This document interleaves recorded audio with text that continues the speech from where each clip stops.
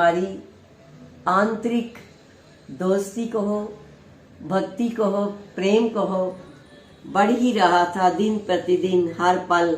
और हमारा बिल्कुल मन नहीं करता था कि हम अपने फर्स्ट फ्लोर की सीढ़ियां उतरकर कहीं भी जाएं।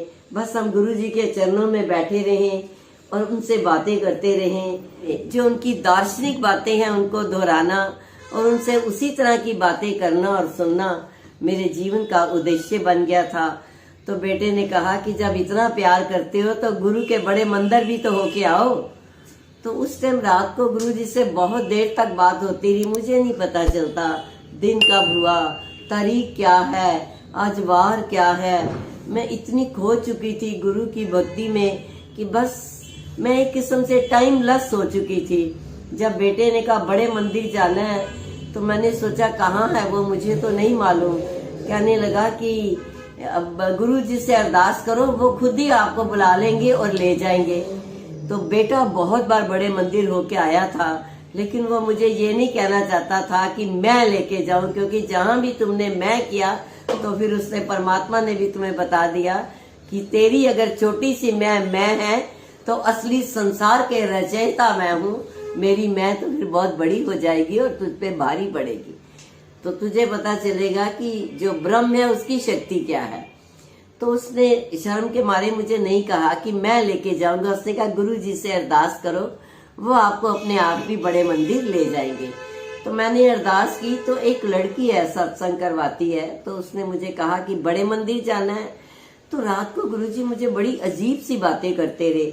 सत्संग में जितने लोग आते हैं सभी सत्संगी नहीं होते, ये आप ध्यान रखिएगा। उसमें रजोगुणी, तमोगुणी और उसमें सतोगुणी कोई विरला ही होता है।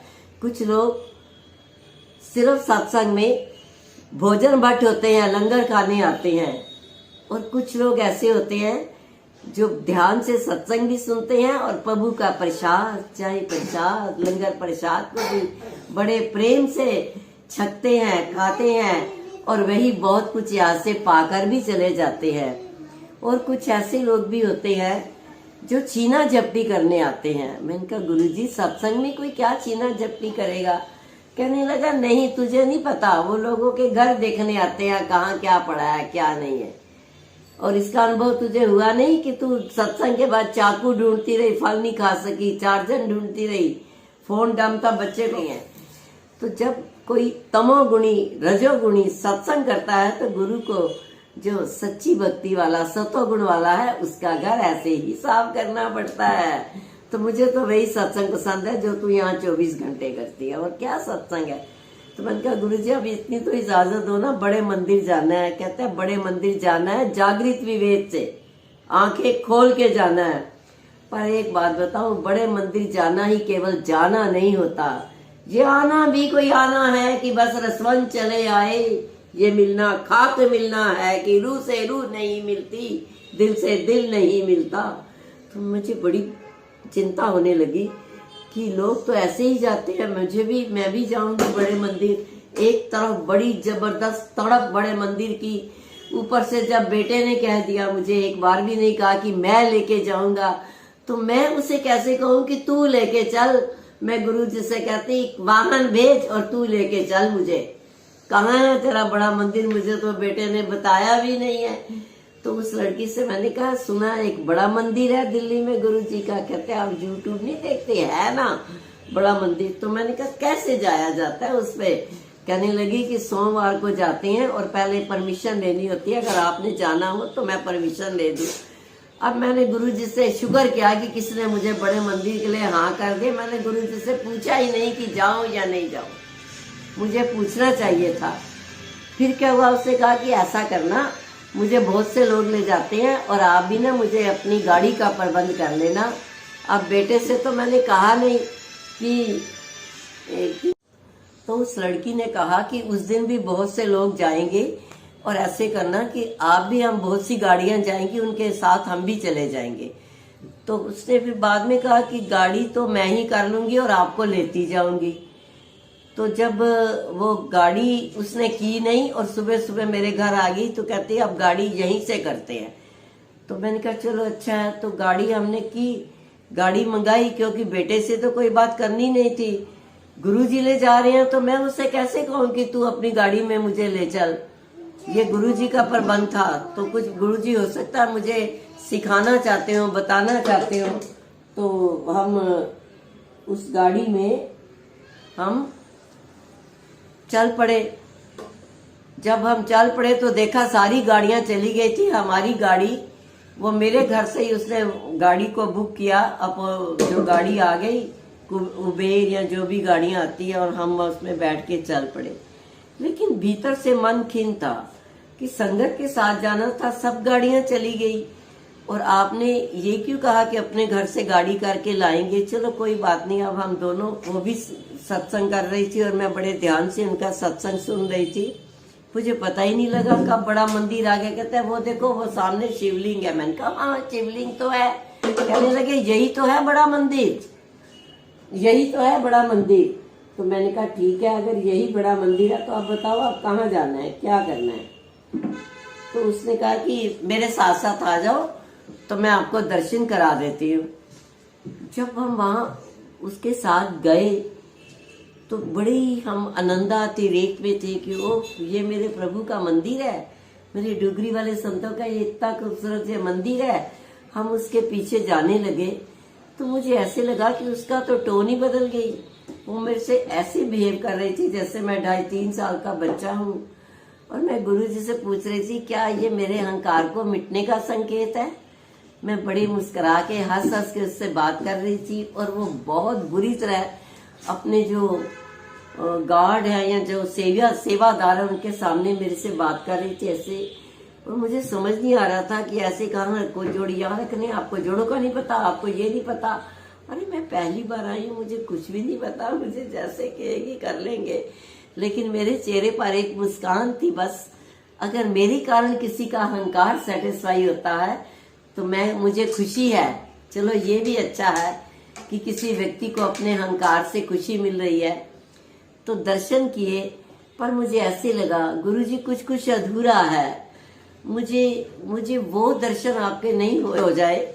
मेरी रूह प्यासी प्यासी सी है। ऐसा क्यों है। जैसे ही हम अंदर गए उससे पहले एक सेवादार से हम उसकी वजह से हम उलझ पड़े, वो भी उलझ गई। बड़े परेशान कि ये हो क्या रहा है। मैंने उनसे प्यार से कहा कि सेवा जब इतना लीन होके की जाती है कि पता ना चले सेवा हो रही है, तब सेवा की स्टार्ट होती है। पहले तो हम केवल वर्क करते हैं। अगर हम केवल गुरु का काम करेंगे तो तनख्वाह मिलेगी, अगर हम सेवा करेंगे तो भंडारे खुल जाएंगे, हमारे लिए चप्पड़ फाड़ के मिलेगा। तो उसको बड़ी हैरानी सी हुई कि ये कैसे बोल रही है। उसके बाद उसने मुझे कहा कि आप तो 60 से ऊपर है, यहाँ पर हम मना करते हैं बीमार ना आए, बुजुर्ग ना आए, क्योंकि यहाँ पर ना वो लोग आए जो प्रॉब्लम ना बने, जो चल फिर के ना अपना दर्शन कर सके। मैंने कहा जी मैं तो हॉस्पिटल से कल आई हूँ, एडमिट थी और बड़ी तमन्ना थी कि गुरु मुझे बुला ले। गुरु ने आज बुला लिया। ऐसी कोई प्रॉब्लम नहीं क्रिएट होगी। मैं कोशिश करती हूँ कि मैं आपको किसी तरह का कोई कष्ट ना दूं। मैं खुद अपने आप ही कोशिश करती हूँ दर्शन करने की। भले ही मुझसे ठीक से चला नहीं जा रहा, मेरी टांग जो था उसका उन्हीं दिनों ही कुछ दिन पहले ऑपरेशन हुआ था। तो जब गुरु के दर्शन करने आए ऐसा लगा वो ऐसी डिक्टेट कर रही थी जैसे कोई गाइड करता है, ऐतिहासिक गाइड। तो मुझे बड़ा अजीब सा लग रहा था कि मुझे वो धार्मिक एटमॉस्फेयर क्यों नहीं मिल रहा जो मेरी प्यास है। तो गुरु जी के दर्शन करके उसके बाद जब अंदर गए तो कमाल हो गया। सेवादारों ने लाइन रोक दी, इधर से भी उधर से भी, और मुझे कहा आप खुले दर्शन करो। तो वो बड़ी हैरान होगी। वो मुझे पकड़ के कि आप चलो मत आगे, आपकी टांग खराब है, आप धीरे चलो ताकि हम गुरु जी के ज्यादा दर्शन कर सके। मैंने कहा और लोग भी तो हैं, ये चीटिंग है, मैं ऐसे नहीं करूंगी। मैं जिस स्पीड से चलती हूँ उसी स्पीड से चलूंगी। नहीं आप रुक जाओ, आपको कुछ नहीं कहेंगे, आपकी टांग खराब है, मैं खुले दर्शन और करने दो। मैंने कहा देखो ये लालच गलत है, और भी तो लाइन है ना, हमें बाहर धीरे धीरे जाना चाहिए अपनी सहज चाल से चल के। तो उसको थोड़ा सा गुस्सा आ गया कि मेरी बात नहीं मान रही आंटी। तो उसके बाद जब हम बाहर आए तो एक जगह बाहर चारद्वाली में गुरु जी के बहुत खूबसूरत मोर बने हुए हैं। और मैं क्योंकि राष्ट्रीय स्तर की कलाकार हूँ, ऐसी चीजें मुझे बहुत खींचती है। मैं देख रही थी किस मोर का मुंह किधर है, कौन मोर किस साइड से कैसे, कौन दूसरा मोर उसको आक्रांत कर रहा है, कैसे ये पूरी की पूरी मैं घर जाके ये पेंटिंग बनाऊंगी। और मैं बड़े गौर से एक कोने में खड़ी हुई देख रही थी, एकदम पीछे, जहां किसी को कोई बाधा नहीं हो सकती थी। वही तू ये क्या कर रही हो, ये क्या कर रही हो, यहाँ से देखना मना है, ऐसे नहीं देखते, आप गलत कर रहे हो ये। तभी उसने मुझे 2-3 बार कहा यहाँ नहीं खड़ी होना, यहाँ नहीं खड़ी। मैंने कहा बात सुनो, एक कोने में खड़े हैं, किसी को परेशान नहीं कर रहे, कोई कहेगा तो हट जाएंगे, बस 2 मिनट मुझे थोड़ा ना इसको आंखों में बसा लेने दो मोर को, मुझे घर जाके ऐसा बनाना है।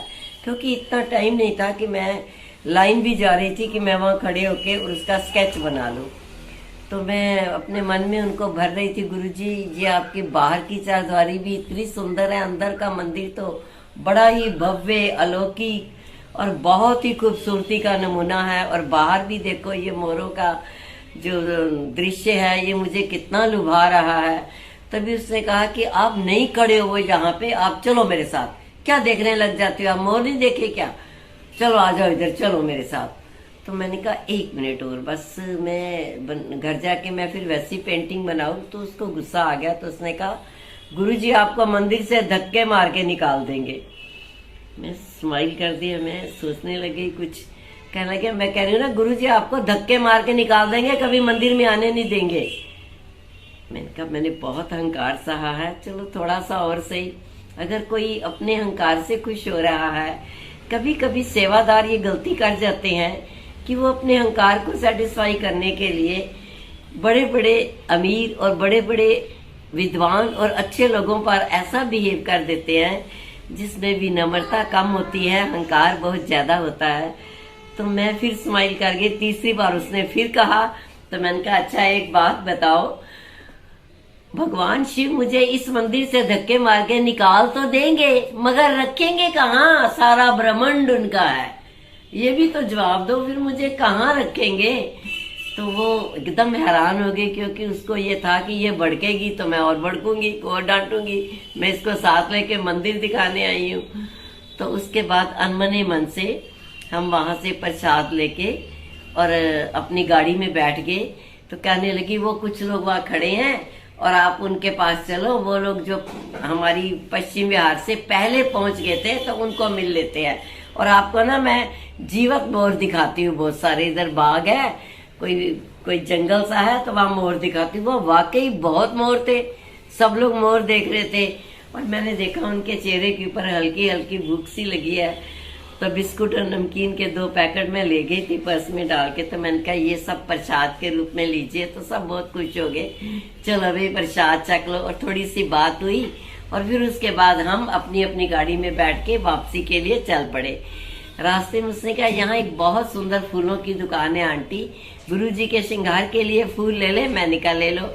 मुझसे पूछा आपका कौन सा फूल पसंद है, मैंने कहा मुझे तो कमल का पसंद है, एकदम निर्लिप्त, ना किसी के मोह में लीन, ना किसी के प्रेम में, और अपनी ही धुन में मगन, और पानी में रहता है, पानी को छूता नहीं है। तो वो फटाफट गई और जाके बहुत सुंदर सुंदर फूल ले आई। पता नहीं गुरुजी ने उसके मन में क्या डाला कि कुछ कठोर बिहेव वो कर गई थी मेरे साथ, तो शायद कंप्रोमाइज करने के लिए, क्योंकि गुरु की संगत में गुरु ही सब कुछ डालता है। तो वो कमल के फूल 2 ले आई। तो मैं बड़ी हैरान हुई कि मैंने तो वैसे ही कहा कि मुझे कमल अच्छे लगते हैं, तो गुरु के श्रृंगार तो गुलाब के और गेंदों के और जो मोतिये के फूल हैं या मोगरा के, उससे श्रृंगार होता है उनका।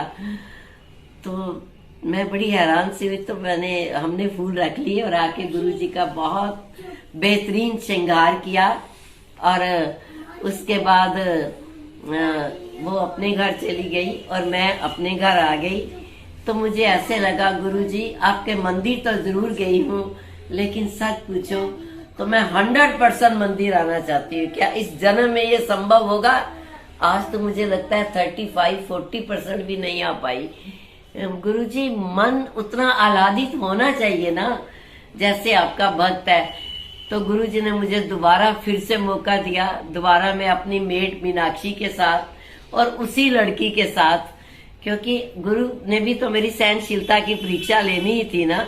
तो हम दोबारा गए ये देखने के लिए गुरुजी दिखाना चाहते थे कि जब तुम किसी भक्त के साथ यात्रा करते हो तो तमो रजो से अच्छा है तुम अकेले यात्रा करो। पर हम उसके साथ फिर दोबारा आए और हमारा अनुभव वैसे ही रहा। हमारी यात्रा इस बार भी बड़ी अजीब सी रही। उसने मुझे कहा कि इनके पर्स बड़े सुंदर होते हैं, पर्स नहीं लेके जाना, इतना बड़ा पर्स घर रख दो। मैंने कहा घर तो रख दिया, आप कहते हो कि वो कोविड का जो टीके का इंजेक्शन का जो है सर्टिफिकेट वो देखते हैं, वो मैं रख लूंगी, और थोड़े बहुत पैसे हैं वो कहाँ रखूं, वो भी मैं रख लूंगी, और मेरा कार्ड है एटीएम वो भी मैं रख लूंगी। तो जो उन पहले गुरुजी के हमने लिफाफे उस दिन भूल गए थे, वो 2 लिफाफे भी लिए, क्योंकि जब उनके हार गुरुजी की तस्वीर पे चढ़े, स्वरूप पे चढ़े, तो उस रकम पर भी उन्हीं का हक था।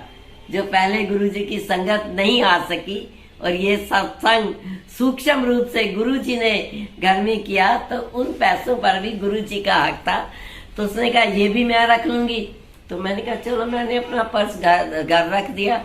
तो वहां वो बड़े जाके सेवादारों को सबको दिखा के उसने मुझे दिए, ये लीजिए लिफाफा, इसको ऐसे मत्था टेकना है, इसको ऐसे गुल्लक में डालना है। तो मैं चुपचाप देख रही थी, उसके चेहरे के भाव भी पड़ रही थी। उसके बाद जो कोविड का सर्टिफिकेट था वो गलती से, और मेरा एटीएम कार्ड भी वो ले गई। और जब घर में मैंने अपने पहुंची तो मुझे एटीएम कार्ड की जरूरत पड़ी। मैंने फोन किया, कहते मैं तो जी बहुत दूर हूँ, अपनी मम्मी को मैं अस्पताल लेके आई हूँ, मैं आपका एटीएम कार्ड नहीं दे सकती और बाद में दूंगी। तो मुझे गुरुजी ने कहा तुझे छोटा पर्स ले लेना चाहिए था, अपनी चीज जेब में या अपनी चीज अपने पास रखते हैं। मैं तुम्हें शिक्षा भी दे रहा हूँ कि कैसे आना है। ये 50% उसकी गलती है तो तुम्हारी भी है, तुमने क्यों नहीं मांगा उससे कि आप मेरा सामान दे दो, हम घर पहुंच गए हैं। तो तुम बहुत मस्त रहती हो, व्यवहार के टाइम इतनी मस्ती ठीक नहीं, उस टाइम आप दुनिया में डिवाइन ऑर्डर से टाइम ऑर्डर में आओ। मैंने कहा गुरुजी ठीक है, इस बार माफी दे दो, आगे से हम ध्यान रखेंगे, हम डिवाइन ऑर्डर में केवल रात को आपके साथ रहेंगे और टाइम ऑर्डर में हम दुनियावी लोगों के साथ रहेंगे। तो इस प्रकार मैं आके घर में खूब रही, क्योंकि मेरी दूसरी यात्रा भी 45% से ज्यादा आनंद ना मिल सका। इससे ज्यादा आनंद तो मुझे गुरु के चरणों में बात करके मिलता था। तो मैंने कहा क्या इस जन्म में बड़े मंदिर का दर्शन मेरे लिए नहीं है। तीसरी बार फिर बेटा साथ गया और उसी लड़की को साथ लिया, और हमने कहा ठीक है इस बार मैं ना बहुत मौन रहूंगी। तो मैं पीछे की सीट पे लेट गई, ऐसे ही जूते पहने हुए, शूज पहने, और मैं कंबल कर लिया, और वो आगे उसको आगे की सीट पे बिठाया और अपने बातचीत करते रहे। और मैं गुरुजी की सत्संग का आनंद लेट के, आराम से लेट के लेती रही। मुझे ऐसे लगता था या तो गाड़ी गुरुजी चला रहे हैं या मेरे सिर पे हाथ गुरुजी ने रखा है और गुरुजी मेरे पास बैठे हैं। और वो यात्रा बड़ी अलौकिक सी, बड़ी दुर्लभ, मैं बता नहीं सकती कि वह कैसा अनुभव था। मुझे ये पता ही नहीं कि बेटा और वो है भी गाड़ी में या नहीं। जब हम वहां पहुंचे गुरुजी के दर्शन के लिए तो थोड़ी सी बढ़ोतरी हुई। 55% मुझे याद है आनंद था, और मैं चाहती थी गुरुजी आज भी यात्रा जो है ना अधूरी है। फिर उसके बाद मेरा बर्थडे था, तो उसके बर्थडे के 4 दिन बाद जुलाई में गुरुजी का जन्मदिन मनाया जाता है। तो मैंने कहा जुलाई में भी मेरा ही है, तो ये जन्मदिन अब मैं कभी नहीं मनाऊंगी, ये हम गुरुजी का फंक्शन करेंगे, उसी में खुद को भी लीन कर लेते हैं, वही जन्मदिन अलग से मैं नहीं मनाऊंगी। तो 24 घंटे के लिए मैं अपने परिवार, अपनी बहुओं, बेटों, पोते पोतियों से एकदम, तीनों फोन मैंने स्विच ऑफ कर दिया और मैं एकदम से अलग हो गई कि मैं गुरुजी के साथ जन्मदिन मनाऊंगी। और मैंने कहती कि ऐसा जन्मदिन दुर्लभ था जब गुरुजी ने कहा आम के फल बांटो जो भी मिले, जिस तरह से वो निर्देश देते रहे होता रहा। मैंने कहा एक बात बताओ, अब ऐसे भी क्या मेरे बुरे कर्म है कि 100% आपके दर्शन कहते होंगे ना, थोड़ा सब्र तो किया कर। कितनी बार मैं सबको कहता हूँ शुक्राने और सब्र में आओ। तो मैंने कहा ठीक है अब सब्र ही करूंगी। ठीक 4 दिन के बाद वही स्कूटर वाले को मैंने फोन किया और हम गुरुजी के दर्शनों के लिए चल पड़े। कमाल की बात है, मुझे ऐसे लगता था कि मैं आकाश में उड़ती हुई जा रही हूँ। सारे रास्ते उस स्कूटर वाले के साथ गुरुजी का सत्संग, और वो भी बड़ा आनंद ले रहा। और जब वहां हम पहुंचे तो मुझे सेवकों ने कहा आइए आप इस छोटे से कमरे में बैठिए। वो आज भी मेरे पास वो तस्वीर है। अब यहाँ बैठिए। मैं वहां बैठ गई, नहीं आपकी ना थोड़ा चलने में दिक्कत है, अभी व्हील चेयर मंगाते हैं। व्हील चेयर आ गई। वास्तव में मेरी टांग और घुटने में उस दिन भी बहुत दर्द था। तो हम सीढ़ियां पर पहुंच गए, तो उन्होंने कहा हमारा जो है हमें यहीं तक हुक्म है, अब आगे आप स्कूटर वाले के साथ जाइए या खुद जाइए, हम ऊपर तक नहीं ले जा सकते। तो मैं वहां खड़ी होगी, मैंने कहा आप आओगे लेने? क्या अब आओ ना, टांग में दर्द है तो या दर्द ठीक करो या खुद आओ। एकदम से एक सेवक आ गया, कहता है आओ गुरुजी मुझे कह रहे हैं मैं आपको ऊपर लेके चलूं। और वो मुझे हाथ पकड़ के ऊपर लेके दोनों तरफ से लाइन रोक दी और ठीक 7-8 मिनट तक खुले दर्शन हुए गुरुजी के। मैं हैरान हो गई कि आज मैं अकेली आई हूँ और इतना अधिक दुर्लभ दर्शन, इतने बढ़िया दर्शन, वाह गुरुजी वाह। कैसे मुझे लगा कि ये सेवक यहाँ होगा ही नहीं, ये कहीं गुरुजी तो नहीं सेवक बन के आ गए, क्योंकि ऐसा सेवक मैंने देखा ही नहीं वहां सेवकों में। तो जैसे ही उसने मुझे कहा अब ये ना गुल्लक है, इसमें आपने अपनी श्रद्धा अनुसार ये जो भी आपने करना है करो, अब मैं आपको नीचे मिलता हूँ। मुझे ऐसा लग रहा है कि गुरुजी ने आपकी टांगे बिल्कुल ठीक कर दी और सचमुच मुझे कोई दर्द नहीं था। जो मैं एक तड़पते हुए घर से चली थी कि व्हील चेयर पे मैंने खुद ख्वाहिश की कि मेरी बहुत घुटने में दर्द है, वो मैं डट के अकेली चल के आगे रास्ता तय करके आ रही थी। मुझे आते ही उन्होंने जल प्रसाद दिया, लंगर प्रसाद दिया और 2 सेवक कहने लगे आपकी कुछ मदद चाहिए तो करे। तो चलते चलते मैंने उन्हें कह दिया कि मेरा दिल करता है जिन्होंने मेरी इतनी मदद की है, इतने प्यारे सेवादार है, मैं उन्हें कुछ दूं। तो जैसे ही मैं देने लगा, हमें हुक्म नहीं है लेने का, तो मैंने कहा ये अमानत तुम्हारी मेरे घर रहेगी और आओगे आप लेने। अभी 3 दिन बीते होंगे तो वो मैंने रुद्राक्षी बड़ी प्यारी माला भगवान शिव की जो गोल्ड प्लेटेड थी, मैंने उस दिन अपनी अलमारी में से निकाल के और मैंने ड्राइंग रूम के मेज के ऊपर रख दी। उसके 1 घंटे बाद वो दोनों सेवक आए जिन्हें मैंने चलते चलते अपना पता बताया था, जबकि पता याद भी नहीं हो सकता इतनी जल्दी। मैंने कहा कहते हैं हम दोनों ने ना आधा आधा पता याद कर लिया। दोनों ने मिला के देखा कि हम माता जी से मिलने जरूर जाएंगे। वो बड़े प्यार से हमें इनवाइट करके गई हैं। तो आधे घंटे के लिए आए थे, क्योंकि एक पता नहीं रोहतक कहीं दूर जाना था और एक को शादरा जाना था। 1 बजे वो आए थे, 7:30 बज गए हम गुरुजी का सत्संग करते रहे, टाइम लेस हो गए, ना उन्हें टाइम का पता ना मुझे। उनमें से किसी एक ने कहा आपकी रसोई किस तरह है? गुरुजी कह रहे हैं मैं अपनी माँ को चाय प्रसाद बनाऊं, लंगर प्रसाद चाय का दूं। उसने चाय बनाई, हम तीनों ने चाय पी। जो भी वो थोड़ा सा नमकीन बिस्कुट वगैरह किचन से उठा के लाया, तो मुझे भी लग रहा था कि अब इनको जाना चाहिए, बहुत देर हो गया। तभी वो एक चाय के बाद एक बोल पड़ा कि मैंने तो मेरी बेटी ने सुबह पेपर देना है और मुझे एक घड़ी वाले की दुकान न बंद हो जाए, मैंने उससे बाहर घड़ी खरीदने का प्रॉमिस किया है। तो मैं गुरुजी मुझे कहते हैं बच्चे आए आज घर, तेरे माँ है तू इनकी, और तेरे को हमने एक ड्यूटी दी है कि तूने हर दुखी को मरहम लगाना है, मरहम दिया है। तो आज बच्चे घर आया तो दादी और माँ कैसे बिहेव करती है, तो मैंने कहा रुको आप ना दादी की तरफ से ये घड़ी ले जाओ। तो कहते हैं वो क्या सुतेला है दूसरा, उसका बच्चा होने वाला है, उसने बताया मेरा बच्चा आने वाला है, जितने मैं इसको दिए हैं पेमेंट उतनी उसको भी प्यार से दे, क्यों तू बड़ी है और ये तेरे बच्चे हैं। तो मैंने कहा गुरुजी ठीक है, सद्वचन ऐसे जैसे कोई पास खड़ा होकर मुझे डिक्टेट कर रहा था। मैंने उनको दिया, वो बड़े हैरान से हुए, कहने लगे अच्छा ठीक है, नमस्कार करके वो अपने घर चले गए। मुझे पहली बार पता चला कि बड़ा मंदिर क्या होता है, बड़े मंदिर के दर्शन क्या होते हैं। मैं 100% आनंद में थी और उसी आनंद में आकाश में डूबे हुए, ना कुछ खाया ना पिया गया, लगता था बिल्कुल मैं नाक तक भरपूर हूँ। और मैं ऐसे आनंद में सो गई कि वाकई ही आज पहली बार बड़े मंदिर के दर्शन हुए हैं। वो जो पहली 3 बार थी वो ट्रायल था, वो दर्शन नहीं हुए।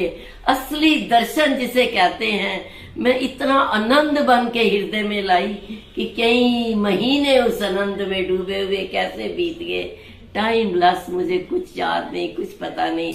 आज भी वो मीठी सी मधुर स्मृति गुरु जी की याद आती है तो मुझे ऐसे लगता है कि वो कमाल के बड़े मंदिर के दर्शन थे। उस दर्शन के बाद मुझे कभी ऐसा लगा ही नहीं कि अब मैं फिर मंदिर जाऊं, पर ले जाने वाला ले जाएगा तो जाएंगे भी, डुगरी भी जाएंगे जब वो ले जाएगा। लेकिन कंप्लीट संपूर्ण दर्शन हुए। जय गुरु जी, ऐसी कृपा बनाए रखना। जो आत्मिक संतुष्टि चाहते हैं उनको आत्मिक संतुष्टि देना। वैसे संसार में रहते हुए संसार से अलग नहीं रहा जा सकता। जिनकी संसार की आवश्यकताएं हैं, रोटी, कपड़ा, मकान, वाहन, सबको देना मेरे गुरु जी। जो मानसिक शांति चाहे, जो आपकी मनसा पूजा करे, जो आत्म पूजा करे, उन्हें वैसा प्रसाद देना मेरे सतगुर, उन्हें वैसा प्रसाद देना मेरे सतगुर। जय गुरु जी, जय गुरु, जय गुरु। शुक्राना शुक्राना, शुक्र मना तेने